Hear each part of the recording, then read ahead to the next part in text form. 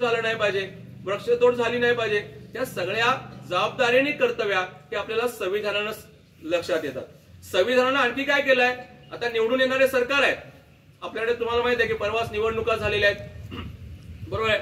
महायुतीचे सरकार आता सत्तेवरती येते अशी असं झालेली आहे परिस्थिती. आता हे निवडून आलेले जे सरकार असेल, म्हणजे मुख्यमंत्री असतील किंवा लक्षात घ्या त्यांचे मंत्रिमंडळ असेल किंवा देशामध्ये पंतप्रधान मंत्रिमंडळ, यांनी कारभार करताना तेही मनमानी कारभार करणार नाही. त्यांना सुद्धा कारभार करत असताना या संविधानाचे नियम घालून दिलेले आहेत, या नियमानुसारच कारभार करावा लागणार आहे. हे जे संविधान तयार करण्यात आलं त्यावेळेला संविधानामध्ये साधारणतः 395 कलमांचा समावेश होता आणि 22 भागामध्ये ती 395 कलमे विभागले गेले.